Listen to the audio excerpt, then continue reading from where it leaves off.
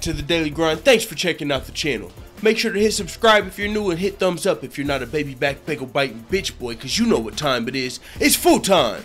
MMA. Conor McGregor's coach John Kavanagh's coming out and comparing Conor McGregor's most recent losses.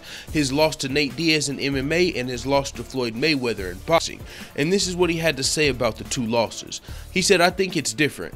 He said, after the Nate Diaz loss, it was an obsession.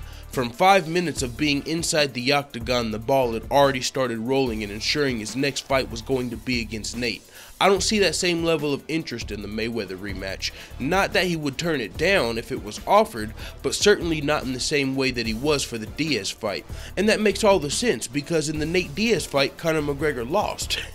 He beat Floyd Mayweather. What the fuck you time, Matt? It is what it is, man. There was a boxing analyst talking about Conor McGregor's not going to land one punch. Conor McGregor's going to be knocked out in 4 rounds. Conor McGregor's not going to last 5 rounds. Nobody had Conor McGregor lasting 10 rounds with the greatest boxer of all time, so that's really a fucking W in the Conor McGregor book. Not to mention, did he last 10 rounds with the greatest boxer of all time, but he also made $100 million, the biggest check of his life, in doing so. What are you talking about?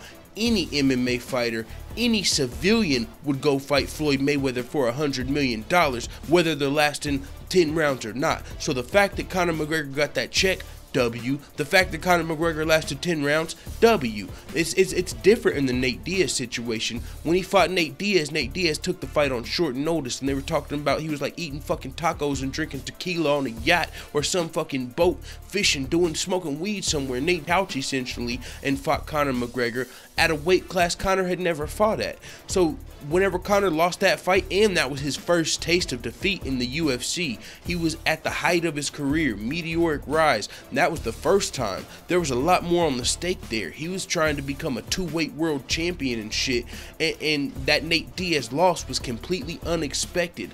Going into this Floyd Mayweather fight, I don't think that's the case. The Floyd Mayweather loss was not completely unexpected.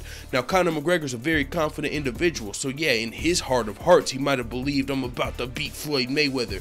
But that was only in Conor's heart. You know, everybody else, it wasn't, no one really expected Conor to win this fight the same way they didn't expect in the last 10 rounds, which he did do that. So with that being said, Conor McGregor's coach has spoken. We do know Conor McGregor has came out recently and said that he wants his next fight to be a real fight, an MMA fight. There's been rumors of it being versus Tony Ferguson for the interim lightweight title. Well, not for that, but that's the current interim lightweight champion. They would be fighting to unify their lightweight belts, or versus a George St. Pierre mega fight. We all know GSP just vacated his middleweight title.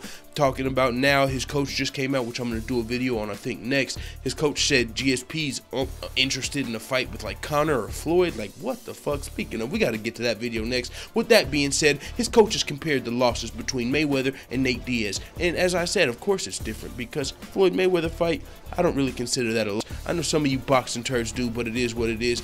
Let the full-time family know what the fuck you tell me in the comments. I'm out.